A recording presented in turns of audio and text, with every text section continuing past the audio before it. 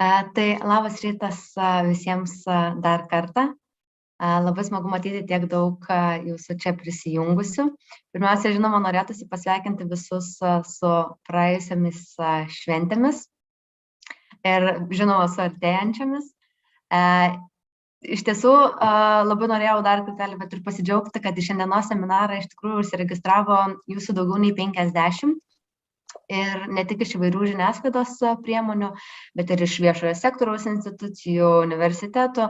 Tai geras įrodymas, kad ta tema yra svarbi, įdomi ir tokia diskusija reikalinga. Tai tikiuosi, jog išsinešite iš jos visko, ko tikitės. O šiandien su vyriausiojo Delfi LV redaktoriaus Ingus Bērziņš pagalba bandysime atsakyti į kelis labai svarbius klausimus. Tai visų pirma, kokios yra tos galimos rizikos, kai kalbame apie viešinimo lėšas, apmokėto turinio publikavimą, kokius klausimus turėtume kelti ir į kokius klausimus turėtume atsakyti, jeigu norime tokias rizikas apčiuopti, suvaldyti. Na ir žinoma, mūsų šiandienos lektorius pasidalins praktiniais patarimais, praktiniais pavyzdžiais, kaip žymėti apmokėtą turinį, kodėl tai yra svarbu ir kokią naudą tai gali atnešti pačiai žiniasklaidos priemoniai. Bet prieš perinant prie pristatymo noriu aptarti kelis logistinius mūsų susitikimo aspektus. Pirmiausia, tai norėčiau tiesiog informuoti, jog šį seminarą mes taip pat transliuojame, tad jeigu po seminaro norėsite dar kartelį perklausyti tam tikrą susitikimo dalis, ne tik atsiųsime jums skaidres, bet to pačiu ir įrašą, kurį galėsite rasti tiek mūsų Transparency International Lietuvos skyriaus Facebook puslapyje, tiek Lietuvos žurnalistikos centro puslapyje ir YouTube kanale. Kalbant apie klausimus, jeigu jų turėsite, nebejoju, kad jų atsiras, tikrai raginu visus juos užduoti mūsų susirašinėjimo lange, nors jau greitai pereisiu į anglų kalbą, kadangi visas seminaras vyks anglų kalba. Klausimus galite užduoti tiek lietuviškai, tiek angliškai, kaip tik tai jums patogiau. Mes tikrai pasirūpinsime, jog jūsų klausimai būtų įgarsinti. Taip pat antrojoje dalyje, klausimų ir atsakymų dalyje, tikrai kviesime įsijungti ir kameras, mikrofonus ir užduoti klausimus garsiai. Na ir taip pat visi, kurie esate prisijungę čia Zoom platformoje, galite naudotis ir vertimo funkciją. Ją galite įsijungti paspaudę gaublio ikoną apačioje ir pasirinkę lietuvių kalbą. Trumpas pastebėjimas, jeigu įsijungia vertimą, vis dar girdėtumėte originalų įrašą, galite paspausti Mute Original Audio ir nuo tos akimirkos turėtumėte girdėti tik vertėją. Tai tie, kurie ruošiatės įsijungti vertimą į lietuvių kalbą, siūlyčiau dabar tuomet tai ir padaryti, kadangi toliau, kaip ir minėjau, norėčiau pereiti prie anglų kalbos. So, dear Ingus, Anna, thank you so much for your patience. I just briefly explained our audience how they can use interpretation during this whole seminar, together with some other logistical matters. However, one very important thing I still have not mentioned and left it for this particular moment is that this seminar is part of Breakfast of Journalists, which is an initiative organized together with our partners from Lithuanian Journalism Center. And this seminar would also not be possible without our partners from Embassy of Germany in Vilnius. And I'm very happy that today we have Mrs. Anya Luther, who is a head of culture and media department in the embassy. So thank you for joining us this morning, and I'm pleased to give you the floor to say a few words. Thank you. Good morning, everybody. Labas rytas. Germany has a funding program, the keyword of which is resilience. And it was set up 6 years ago. After a meeting of the foreign ministers of Lithuania and Germany with the aim to further develop bilateral relations and cooperations on EU issues. One of the priorities to minimize the spread and effectiveness of targeted misinformation and another one to develop independent, objective, and professional media. And when Transparency International Lithuania approached us with a project proposal to achieve greater transparency in the media sector and in its funding, we found it very interesting. It is not exactly about misinformation by an evil country, but still a very important topic. If we want to take independent journalism seriously. So we were very happy to support. And now I'm very interested to hear about what you have to say. Thank you.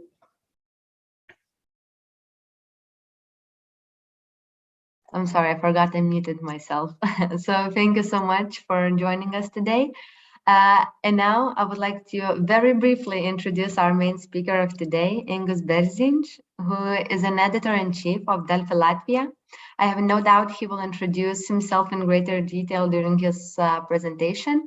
So without any further ado, Ingus, the floor is yours for upcoming 45 to 50 minutes, after which we will have, I have no doubt we will have a very interesting Q&A session as well.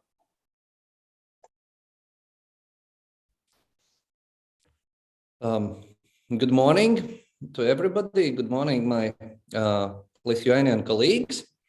And as Deimante told, I would try to, for the next an hour and a half, share as much knowledge and as much experience as possible for you to help to understand how to feel yourself comfortably in the world, which is full of different interesting possibilities of funding media content.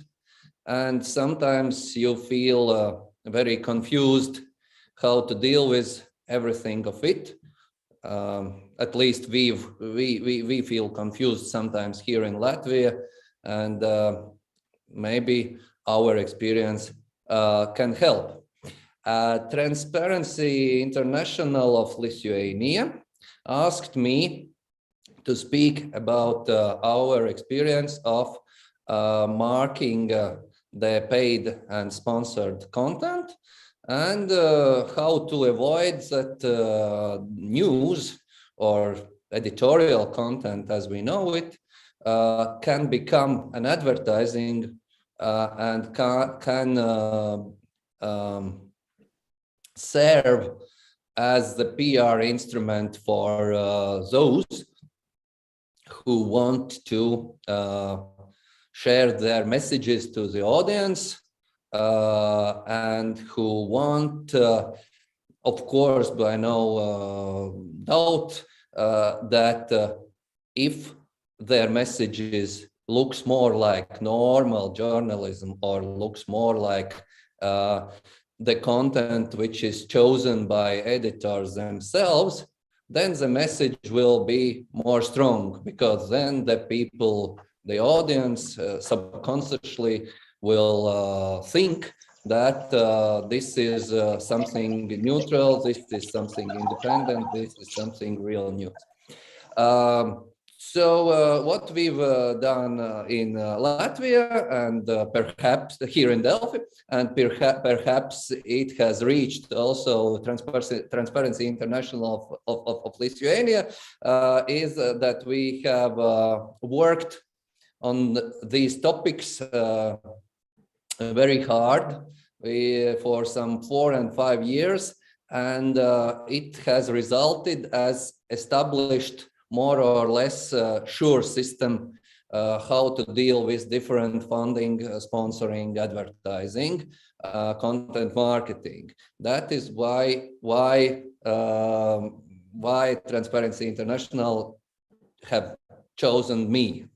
and why I can with clear conscience say that I have something important to tell you. Daimante, please, the next slide, put it on. First, some few words. What is Delfi in Latvia? Perhaps you all know very well what is Delfi in Lithuania. In case of Latvia, we are the market leader. We are the most popular digital news portal. We have more than 800,000 monthly users, and since May of 2019, we started also to publish content behind the paywall, and we started to convert our readers to subscribers. And today we have 17,460 subscribers, and it also puts us as a market leaders in digital subscription. And maybe it can sound interesting for Lithuanian colleagues. Latvian print press is very weak, and the leaders of print subscriptions of daily newspapers, they have of their print versions only some 8,000 or 9,000 subscribers all over the country. So we are beating them twice by numbers, even in this field of competition. So I can I can honestly say that we are the market leaders, and that of course allows us to be more powerful if we are negotiating about the clear rules of marking sponsored content, and we will later also speak about it. And I really understand that sometimes I don't want to sound like snobbish or arrogant person who are playing by those rules that others cannot afford, but sometimes it sorry for that, but it can sound like that. What about our turnover? We will end this year with first time in history with more than 6 million euros turnover.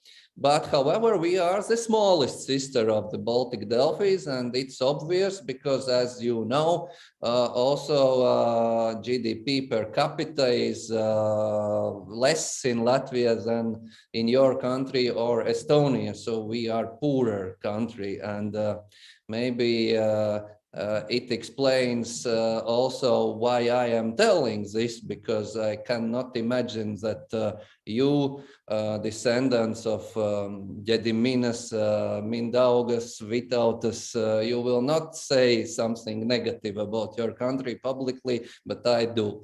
That's some differences in our mentalities.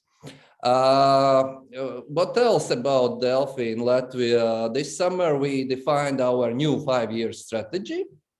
Our mission is to shape and to involve. That means that we are strongly going to the direction that we are not just the reflector of what's going in the society, just retelling in the news what has happened, but we want to analyze, we want to go in depth, and we want to crystallize the problems which society faces, and we want to involve our readers to solving these problems, and we want to be advocates of our readers to the power, to the government, in cases like that. Our goal is to make Latvia better, and of course it also includes that we are looking very close to what are the standards of media industry, because if the industry together have some reputation problems, then how can we claim that we, Delfi, can solve society's problems? Because then we are at risk that someone can obviously say, you all journalists are the second oldest profession, and use arguments like that.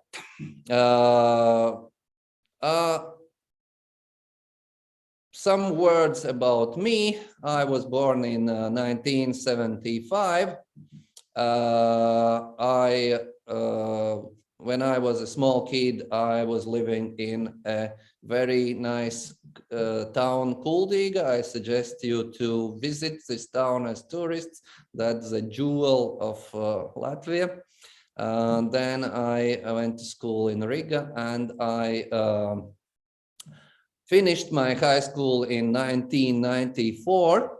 I was 18 years old, and when I passed the exams and entered the journalism studies in Latvian University, immediately I started to work with Mr. Jānis Domburs in his independent journalism bureau. We did investigative journalism. Jānis Domburs is the first and only awarded person with the award of Vitas Liņģis, which I think tells a lot for Lithuanian colleagues. In that time, we were very young. In 90s, it was possible. We thought that we know everything and we can do everything, and we fell in bankruptcy after 7 years because investigative journalism was not a very profitable way to earn our livings. And since 2001, I joined Delfi as editor-in-chief. But the difference is that when I was editor-in-chief in 2001, that the main thing what we did, we copied and pasted the news of news agencies, and we were some 3 or 4 people in our editorial desk. Now we are overall in our company, there are 120 employees, and 60 of them are working with journalistic content. So for these 22 years, we have developed extremely from something what cannot even be called media to the market leader.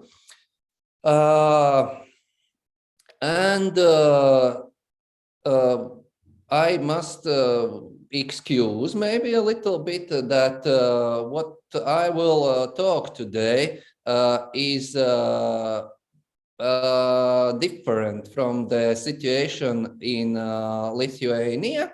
I will mainly focus on how we work with commercial sector clients who want to sponsor the content, but as I know from our colleagues of Lithuania and Delfi, and as I understood from Transparency International, that in case of Lithuania, the publicity funds of governmental and municipal institutions have a significantly bigger share in media budgets than here in Latvia. But however, I hope that what the experience I will share about Latvian Delfi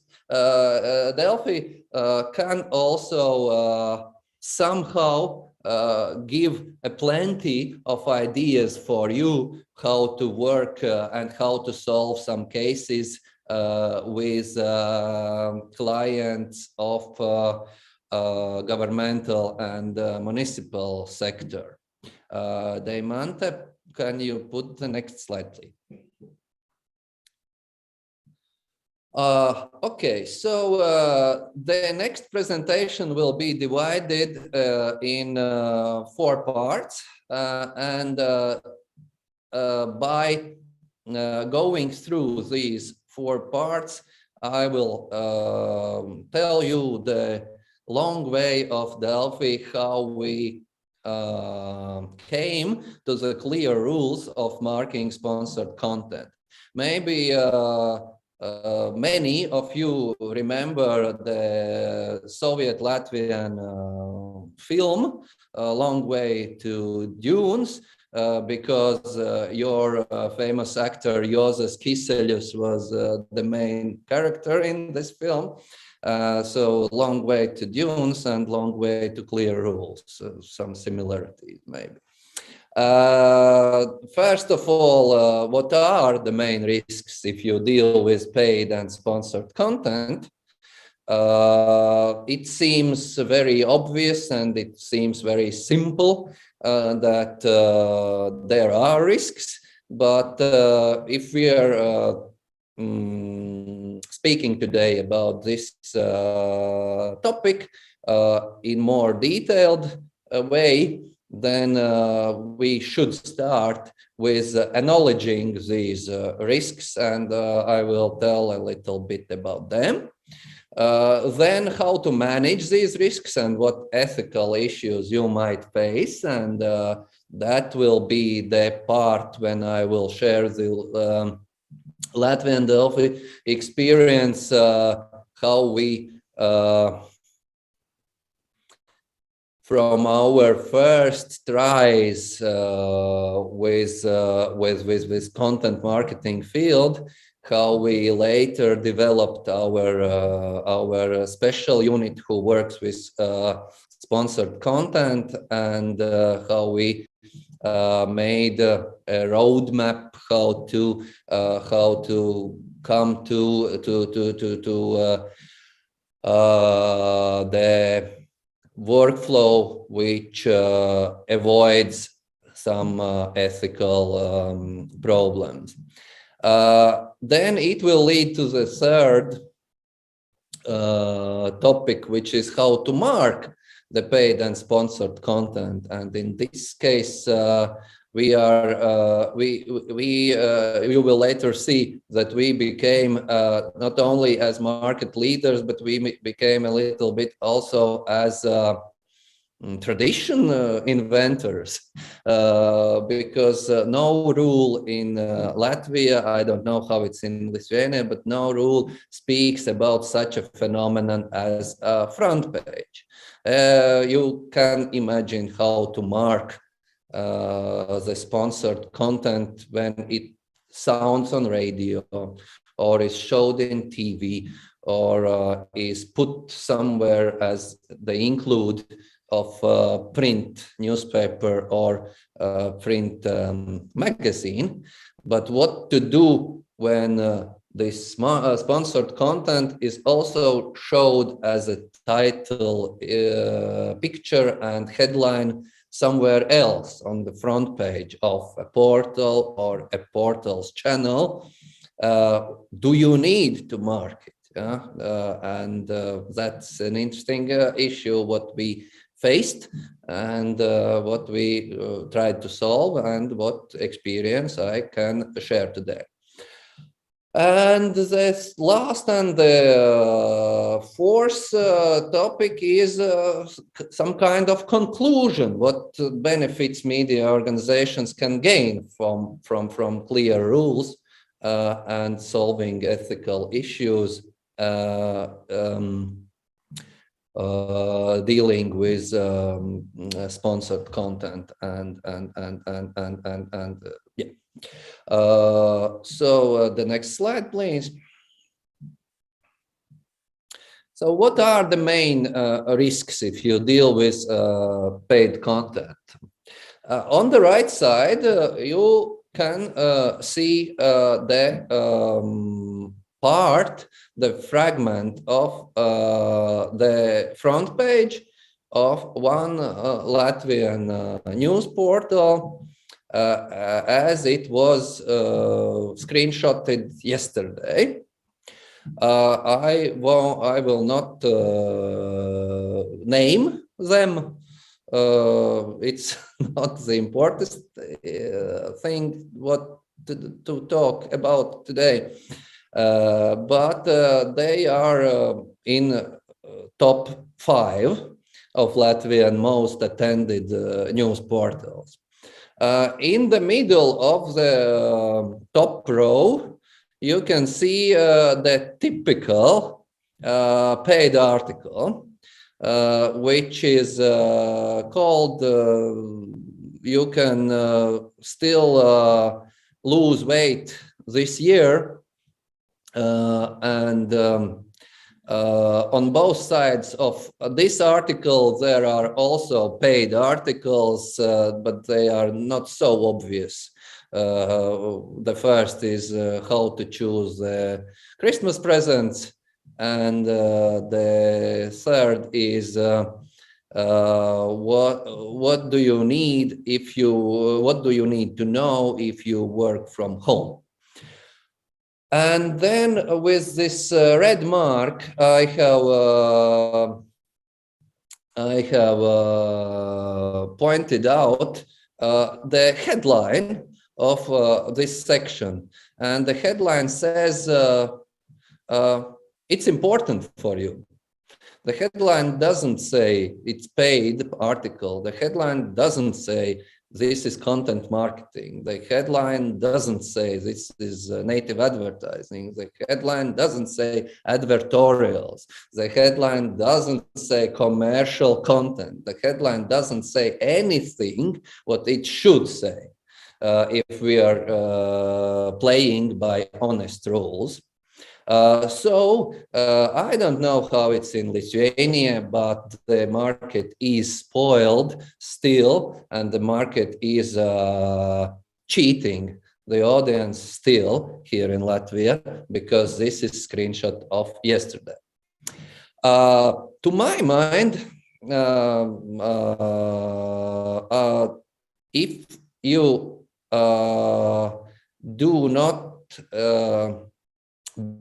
if you are not honest to your audience dealing with paid content, you can lose your trust as independent and honest media. People, most of the people, it is sad to say it, but they do not recognize the different brands of media. People still think that Delfi and TVNet is the same here in Latvia. They don't remember where did they read some news that applying to Lithuanian conditions, they do not recognize which is Delfi and which is 15 minutes. When they have noticed that they are cheated somewhere, they subconsciously think that everyone in media do the same. And if they, in some media outlet, open an article, they think that it will be news, but it appears an advertorial, then they feel they again and again are feeling themselves cheated, and again, brick by brick, they are building their attitude to media as a cheaters. So, to my mind, it is exactly what the colleague from German embassy was telling in the beginning of our meeting. The second risk is you become like a magnet for different shady advertisers. First, when I made the presentation, I wanted to be even more rude and say that you become as a shit for flies, but then I changed it to more polite way.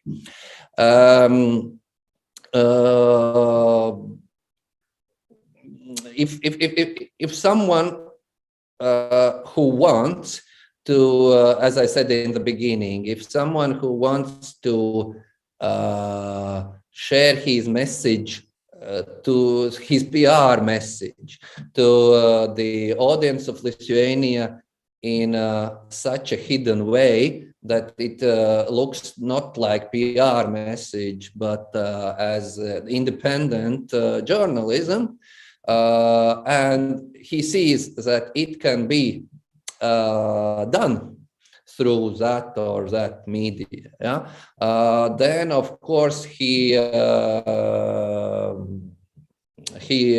rise his appetite, and he will try to do it again and again and again, and then at some point it is very hard for you as a media to stop to do it, even if you change your director or your sales director or your chief editor, and it comes as a, and he or she comes, enters your office with new blood and new feeling how to do things more honestly, then it is very difficult for him to start to do things honestly when there is a big history of cheating behind it. And one of the most important risks is that you lose your reputation in eyes of all good people. You know, I put the smiling icon after it, but maybe sometimes your personal reputation is even more worthful for you than your organization's reputation, because it's very sad when you drink beer in your school reunion with your classmates, and you tell each other what have you achieved in your lives. And when you tell that you are a journalist, then they sometimes say, "Oh yes, this is the second oldest profession after horse. I know. Everything what you write is paid for it, and don't try to convince me that you are doing something very honestly, transparently, and independent." Okay, the next slide, please. Okay, how to manage these risks and what ethical issues you might face. I will start this with the fundamental principle. You have heard it for 100 times, but it's worth to start the day with repeating it as a mantra. There must be a wall between sales team and news desk in any news organization who respects themselves. When someone from sales department goes to some client and asks for advertising in any form, is it just a advertising placement or banner, or is it something more integrated with content, this person should know that he cannot sell positive attitude for this client, for this client, from those who are doing journalism in the same organization behind this wall. In Latvia, of course, as in normal post-Soviet spoiled small Eastern European country, we have gone through all different bad things in this case. For you to understand the problem of spoiled market, I will tell the most horrible story. In 2013, the roof of Maxima department store was broken and 56 people died. Maybe you remember, in Riga.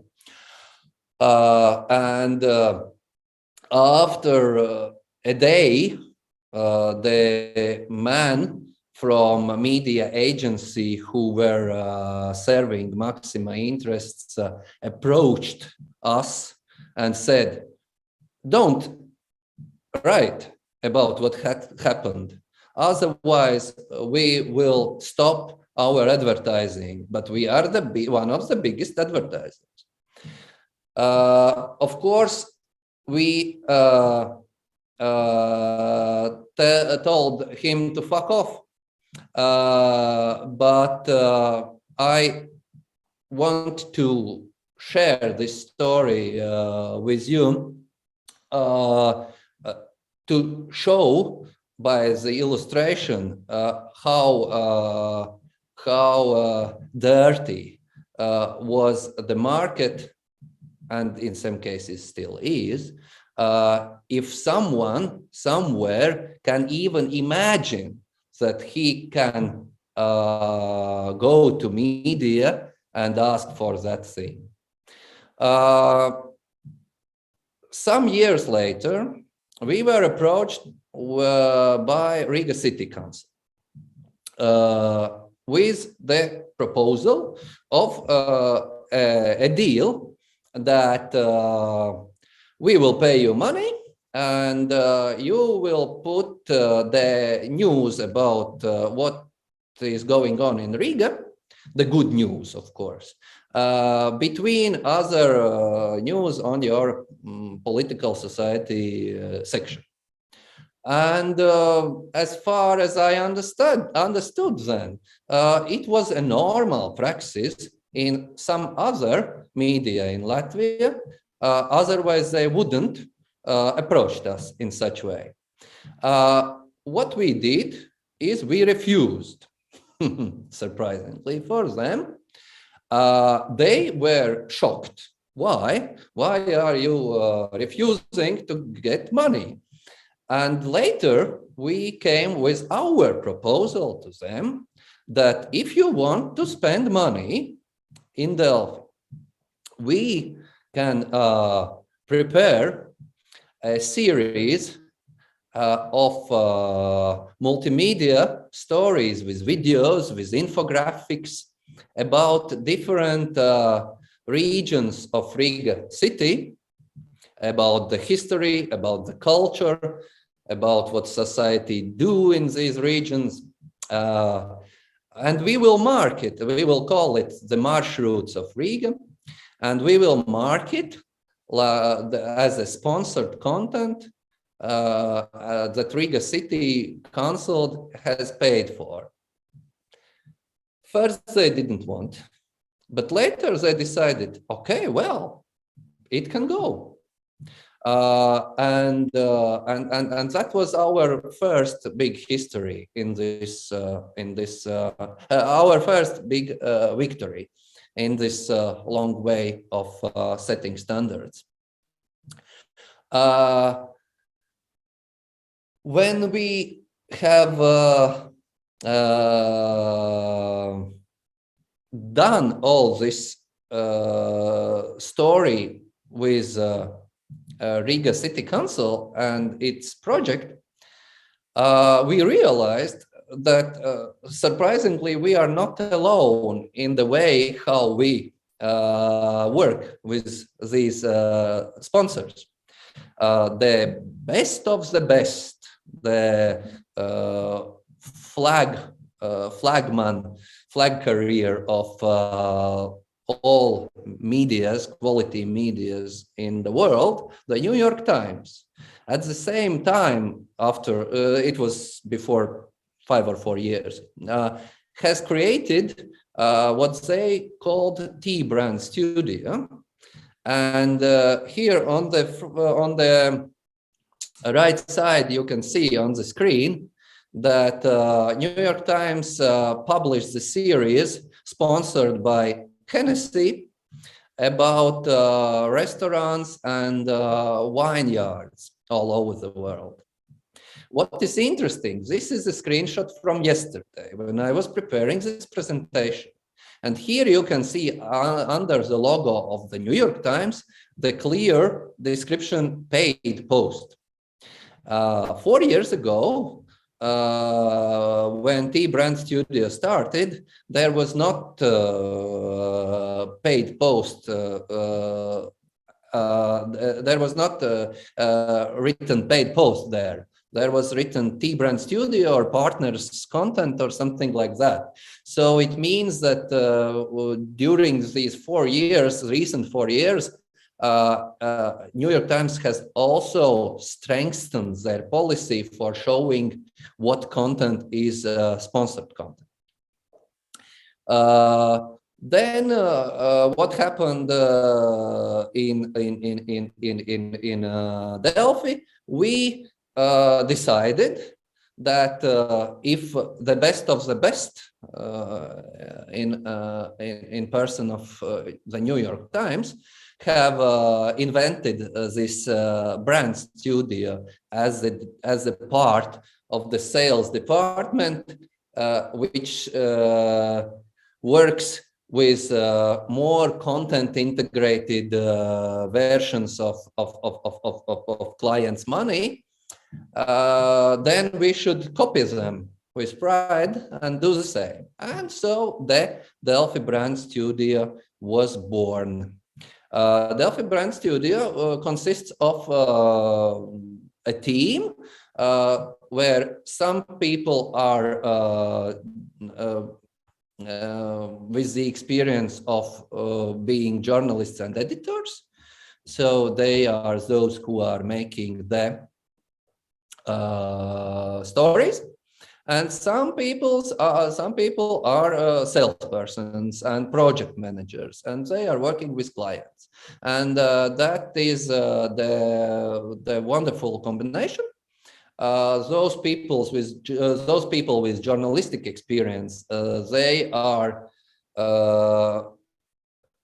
all the time looking close for ethical standards and for not turning this to a more shady way, and the salespersons are bringing money.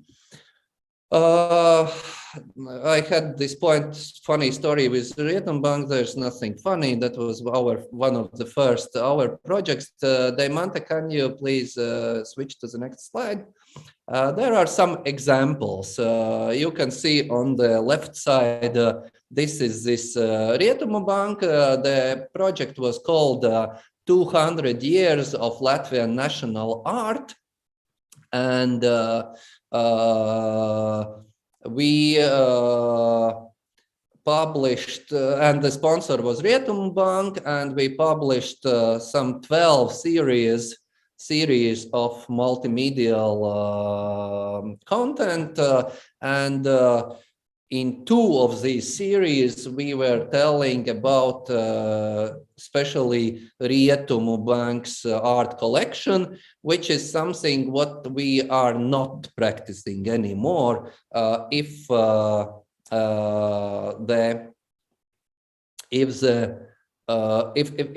we attract a sponsor who is paying for content marketing project, which is done by Brand Studio team, then we are not integrating its stories in the content. We are just putting the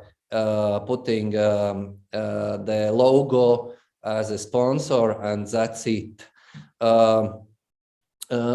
On the right side, you can see some recent works of brand studio. Zūdam kokos, it means disappearing in woods. It is sponsored by Latvian State Forestry Enterprise, and there with the red mark you can see its logo on the top of the project. And what is in the project? There is no a single line that State Forestry Enterprise is good or do good things. There is about the possibilities how to spend your time in with tourism in forests. Like these guys, what is about different ways how to use a light, and it is sponsored by Energo company, and so on and so on. Please, the next slide. So, and it leads us to the next topic: how to mark the paid or sponsored content.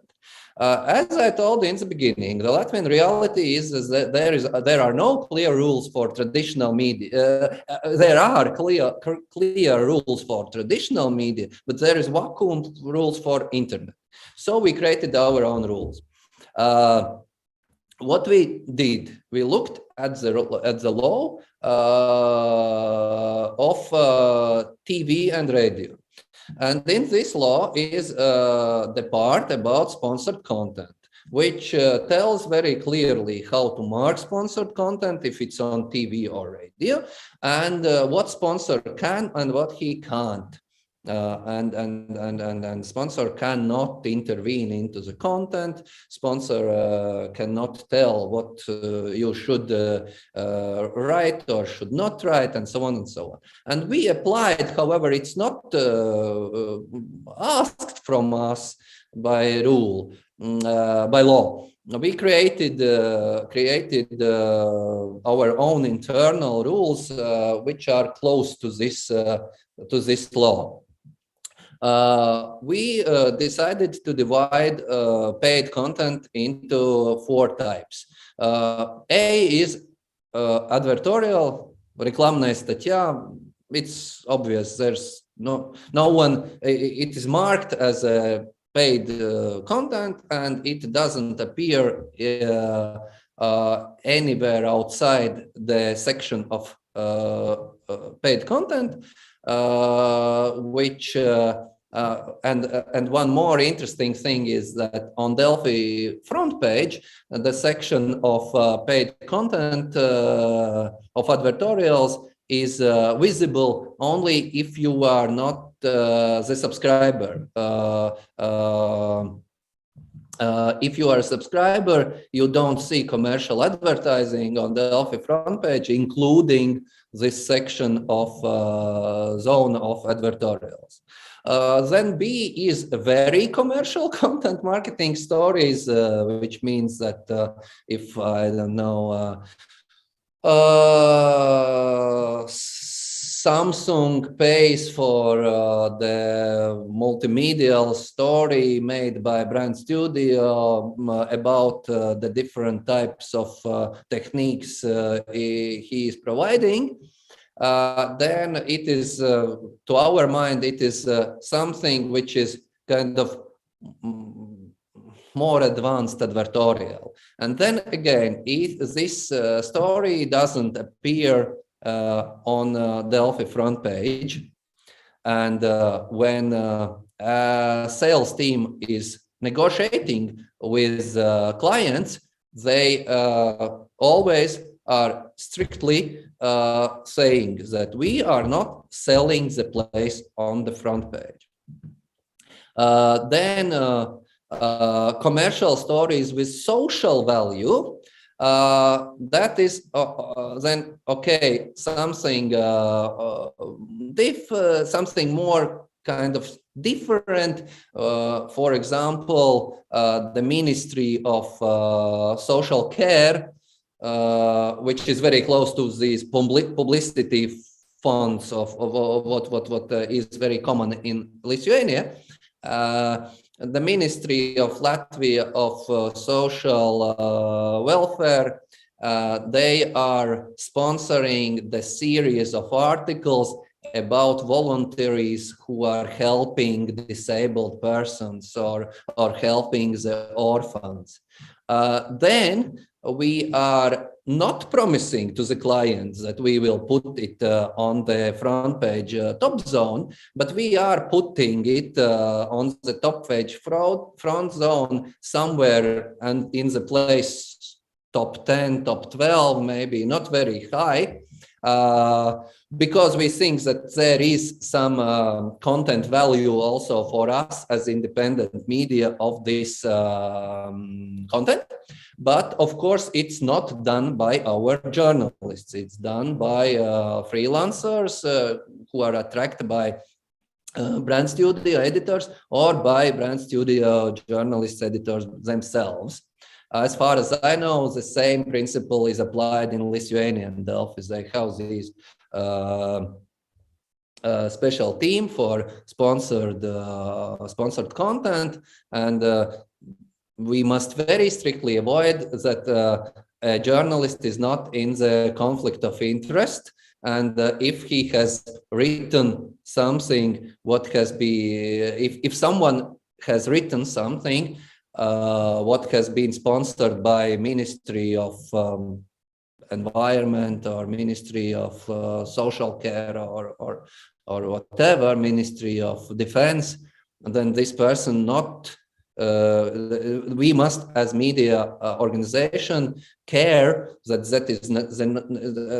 this person not should never be in the position when he must write something critical about the same organization, the same ministry. These journalists who write independent editorial created topics, they must not be involved in brand studio content. And the fourth group is sponsored by non-commercial grants. And of course, you can imagine that the shadow zone lies between B and C, and the shadow zone lies between C and D.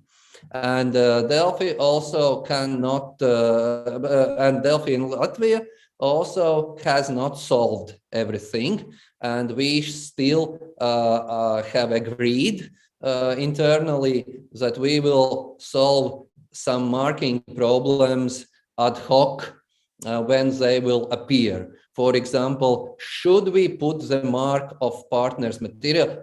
Sorry, I forgot to tell you, on the right side, you can see the example how if the sponsored content is from C or D baskets, how it appears on the front page top zone. By example, on the right side, you can see the sponsor is Latvian Telecom company. They have their own television channel, and they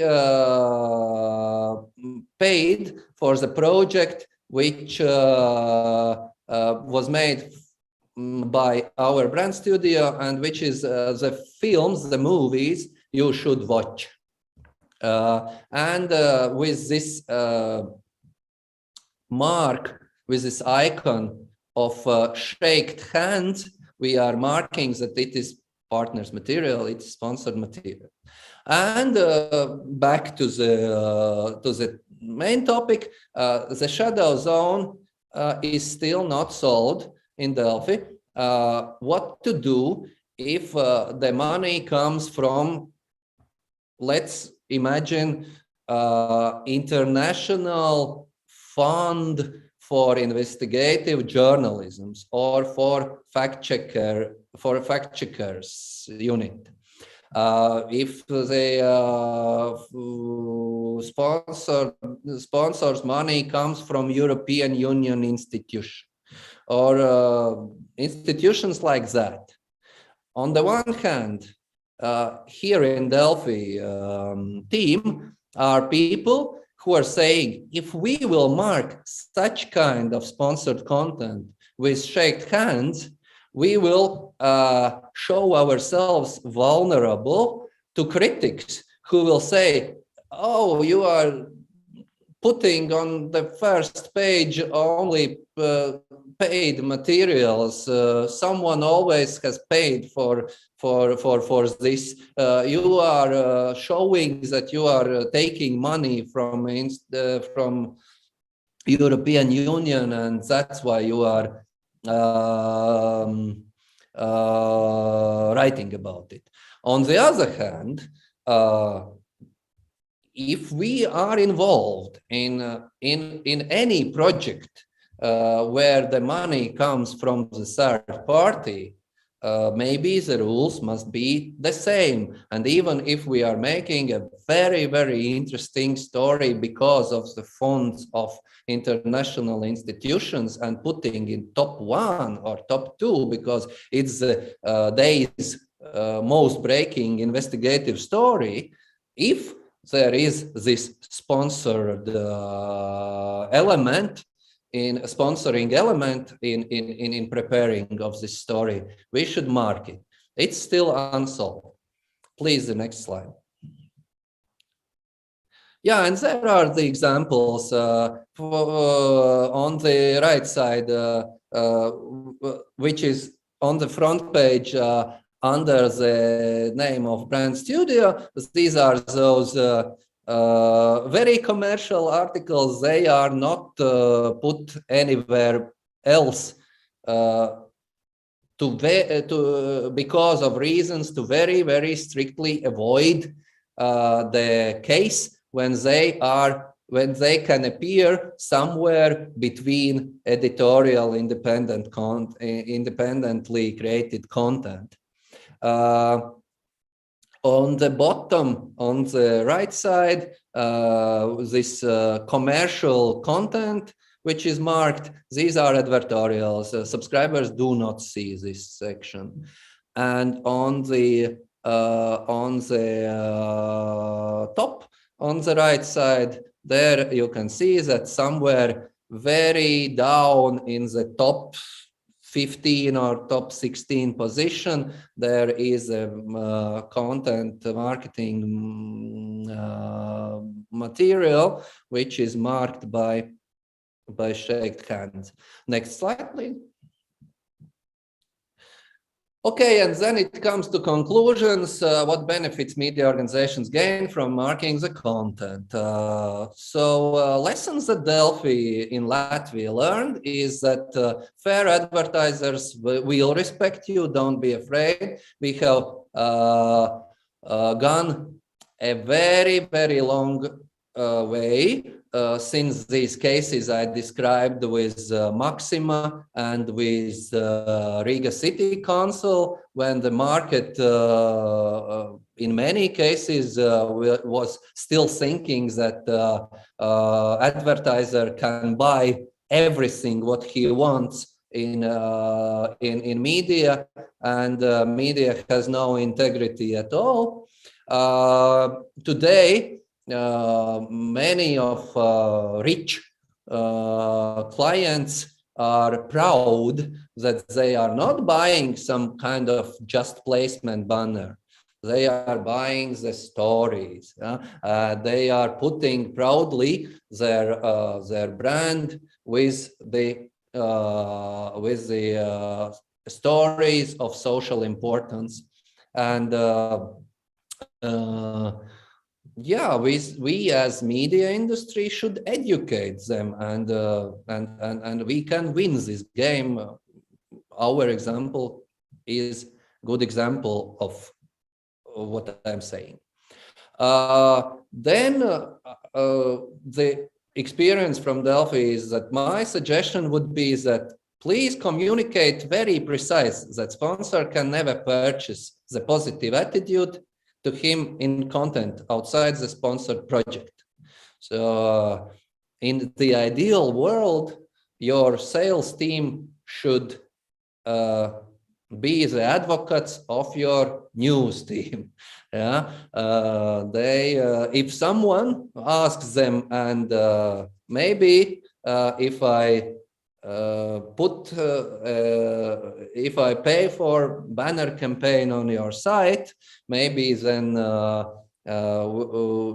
you do not write something critical about me for next 100 years. Then your sales team people should be brave enough to say never. It can never apply to our media organization. We have this wall between sales team and news team. Stick to the practice of the best. Again, this the New York Times experience with their T-brand studio for us was a very good, inspiring case, and we do not regret that we copied their approach, and obey the law even it doesn't apply to you. We started to work in very shady environment of content marketing, of how people understand content marketing principles in Latvia. And then we suddenly realized that the law, which talks about TV and radio, can somehow be applied to the conditions of internet. Then, of course, developing the internal codes of ethics or signing the code of industry is very helpful, because when you deal with some client who doesn't want to respect your integrity, you can always use it as an argument. Sorry, we cannot somehow put your paid content between our independent journalistic content, because we cannot do it. The code of ethics doesn't allow us. Yeah? Then avoid this conflict of interest I was telling, because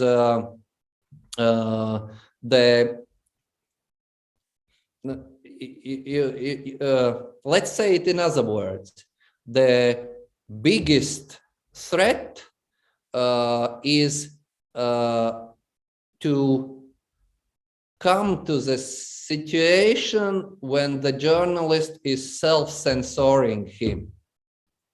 If the journalist has participated into sponsored project paid, I don't know, by a big agro industries player about how good is to do intensive agriculturing with fertilizers and pesticides and so on, and later the same journalist must write about new laws of the Green Deal of European Union. He subconsciously must self-censor him, because he remembers somewhere deeply in his heart that this big agro player has provided his salary some months ago. Yeah.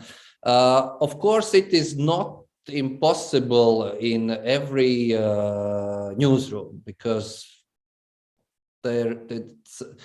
sometimes the obvious case is that it is possible only when you are a very, very big media organization. But you can, I don't know, you can still think about small details, how to move towards a good praxis. Yeah, that's perhaps everything. Can you put the last slide on, and then Yeah, if I should add a little inspirational quote, then to my mind it will be this "Правду говорить легко и приятно, to tell the truth is easy and pleasant," what was said in Master and Margarita. And it for me it has always helped when I am dealing with some important ethical issues. So that's it. Thank you. Thank you so much, Ingus. If you have any questions, I encourage you writing them all in a chat box, or if you want to ask them directly, you can definitely raise your hand and I will give the floor to you. But now I would like to start with the first question, which is, if I understand correctly, is more of a clarification, whether what you spoke about the Delfi brand studio marking, whether it only relates to Latvian Delfi, because the signed partner content or partner material is also used in Delfi Lithuania as well. So I think it's about the question of relationship, whether the what you're doing in Delfi Latvia is also being done in Delfi Lithuania. Every of our groups, companies have their own, have the possibility to define their own rules. So I do not know the precise rules what my Vilnius colleagues has set, but as far as I know, they are marking partners materials with this partners material icon. Yeah. Eric is asking whether subscribers never see paid content in Delfi Latvia. Subscribers do not see specific elements of paid content. Subscribers doesn't see commercial banners, only our internal content banners of self-advertising our content. And subscribers do not see this section on the front page of advertorials, of paid articles. Subscribers can see sponsored materials of other types. In the beginning, you shared stories and you spoke about how shocked in the beginning companies and institutions were where you denied their money. How the environment changed since then? Because I understand that it did. How the reactions are now different. I don't want to comment on it because as far as I know from the rumors, there are still a few players with whom you can deal about everything, and I cannot talk in name of all industries that attitude has changed. But I can again stress that in case of our media organization, the relations with clients are very civilized now. And you finished with one of the last advices for smaller media outlets to think of smaller steps, to think of smaller changes. And I know that most of those who are now with us, who are joined us online, are exactly from regional media outlets and from smaller media outlets. So could you maybe elaborate and share several examples on where to start? And what are those main questions they need to answer? Because if we talk, let's be honest, as you mentioned, when we talk about larger media outlets, they have more financial resource, more human resource. They can divide their sales team from their editorial teams. But when it comes to the smaller teams, that might not be the case. So what are those primary steps they can take? I think the avoiding of conflict of interest would be one maybe pretty easy step. In any small town, I think you can find an author who can write on decent quality, but it is not employed by your newspaper or your portal. And when you get the funding for a special project, then I think you have the money included in this budget for the author. And then you can maybe give, and it doesn't matter if you spend it to your internal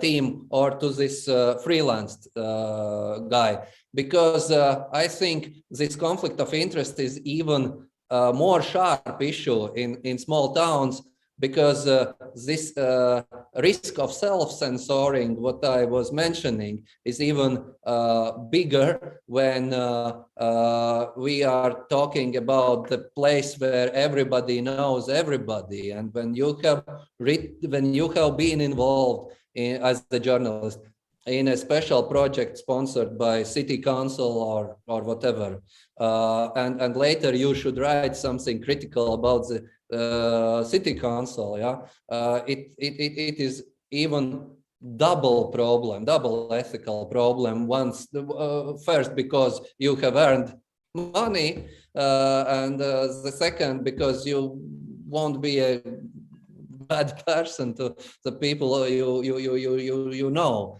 I think this attraction of freelancers can be one small step.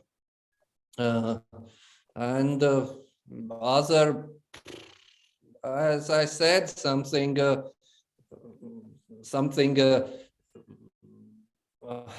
when you enter negotiations with the potential sponsor, maybe you can start with setting some ethical rules. You want to respect, you want him to respect, and maybe suddenly it appears that he's okay with it, and you do not need to hide this sponsored content somewhere. Maybe the client is civilized enough, and you just try to ask him, and what if we clearly mark it? And he say yes.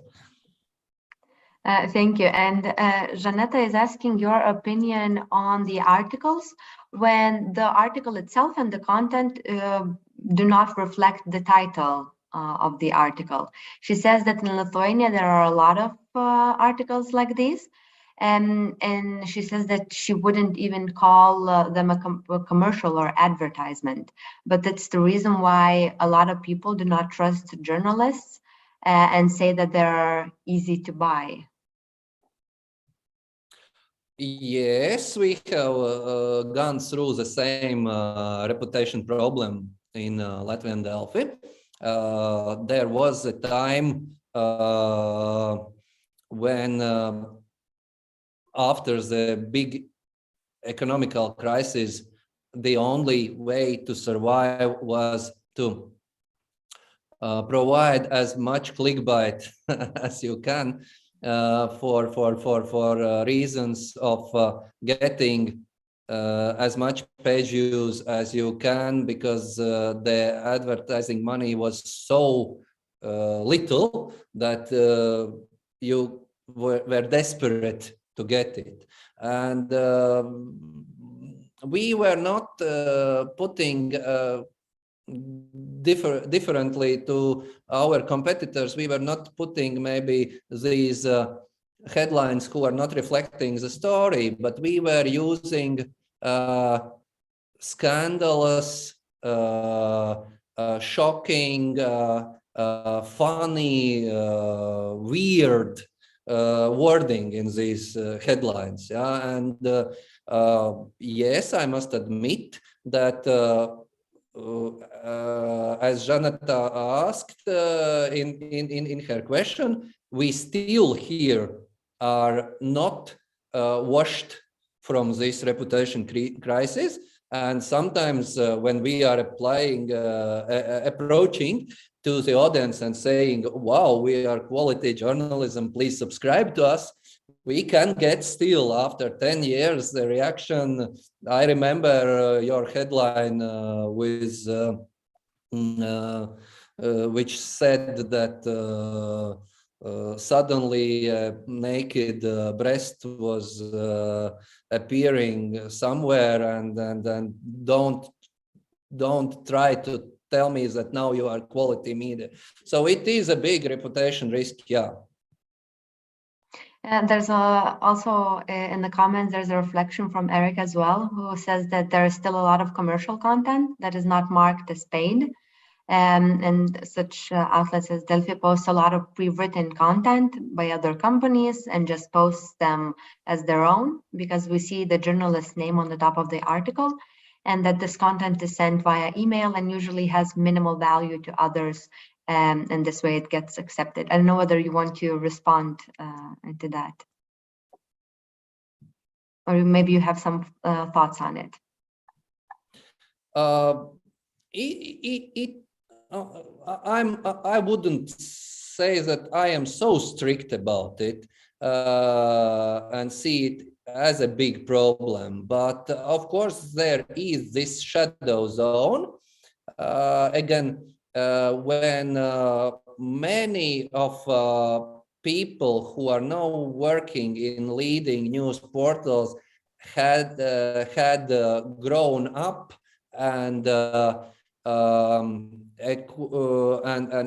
gained their journalist skills working in news agencies. A news agency is a little bit specific format, as you can imagine, and they are not caring so much as about two different opinions before you publish, more analytical added value and so on. They were on this race for who will publish first.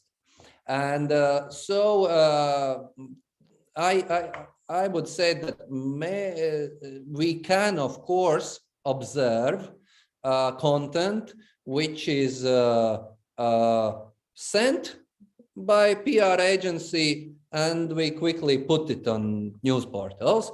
And it to a very critical observer, of course, it can also be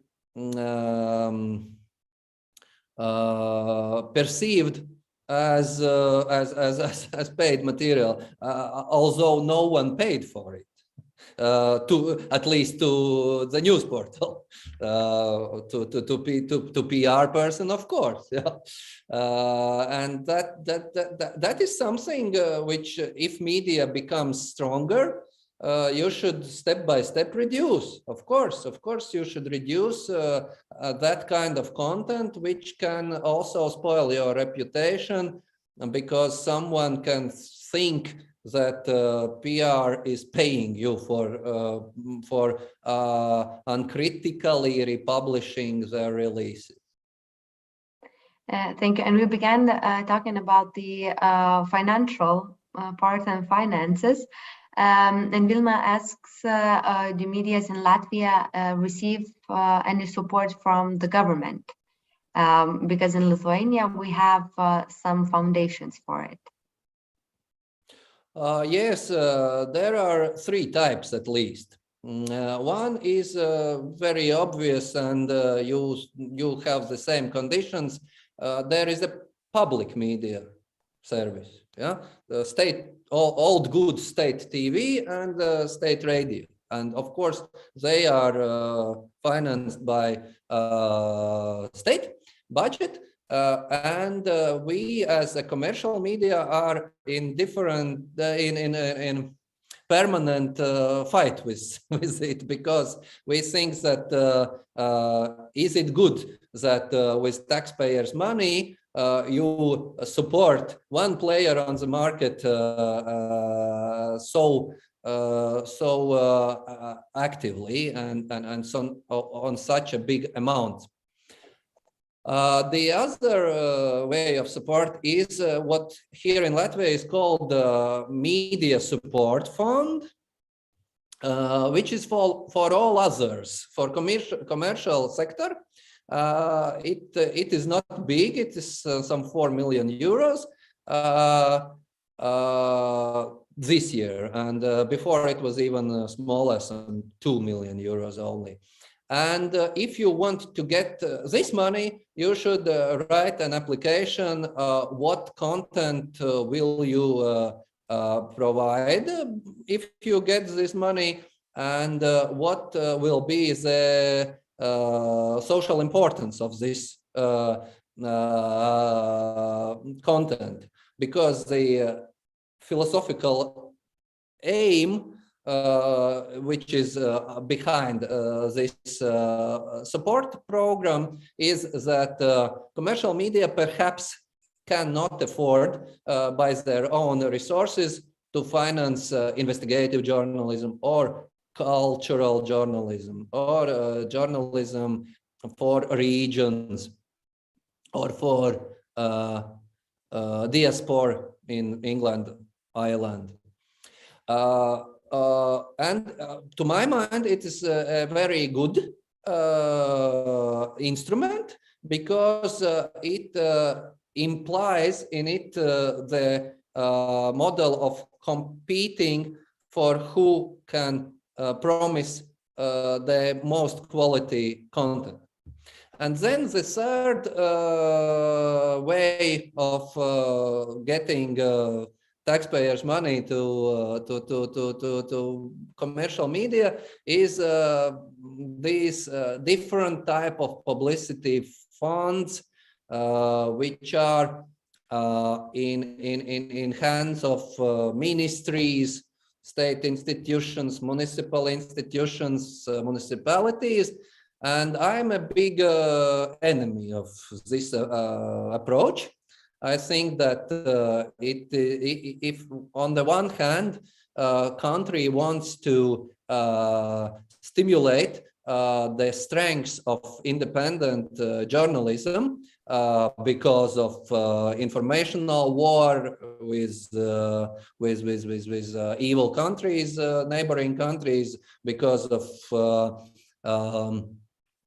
threat from globalization and the eruption of language space of our small languages, because of any other reasons, because of supporting the national capital and entrepreneurship. If it is done by the instrument which at the same time stimulates brainwashing, that this ministry of I don't know, social care is very good ministry because they are a very good ministry. Then to my mind it's not the right way, and more of these budget resources should be relocated to this independent media support fund, where the principles are other, that you do not compete for state money because you are the best media to tell these ministries PR content, but you compete for this money because you want independently to create interesting, useful, quality content, journalistic content. This is my thoughts about it. Thank you. As our seminar is coming to a close, I have one last question. But before I ask it, I wanted to ask a favor from all of you who joined us today. We would be very grateful if you could evaluate the seminar by answering 2 very simple questions. Would you recommend the seminar and why? It won't take longer than a few minutes for you, and you can do that by pressing a link that I just posted in our chat box. It would really help us to understand what we did good and what we can also improve. And now, my promised last question. I wanted to ask you to share your last advice, last recommendation for everyone, for every journalist who is here today. What would it be?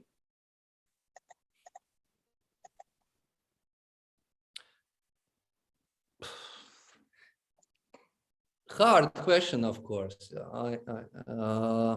I think I cannot be very original here, and I will repeat the same what I was telling during the presentation, that for me personally, the biggest problem for reputation of our profession is not this abstract reputation of media organizations or media industry as such, but if someone do not respect me personally because of some his or her understandings or misunderstandings of what I am doing, and the one man whom I respect very much is a Russian journalist Vladimir Pozner, and he has said in his autobiographical book that you should, when you have the choice how to act in your everyday journalistic life, please always remember, will you be able the next morning to look at the mirror to your face with still respecting you, and and I think it, of course, it sounds big word, sounds little bit like Paulo Coelho, but it helps. It helps sometimes when you are dealing with shady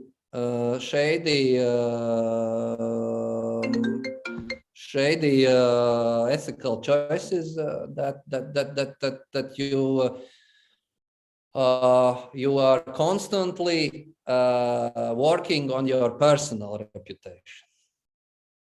Thank you so much, Ingus. Thank you for being with us today and sharing your experience. And of course, to everyone who joined us today. And have a great remaining of the week. Have a great holidays, and goodbye. Goodbye.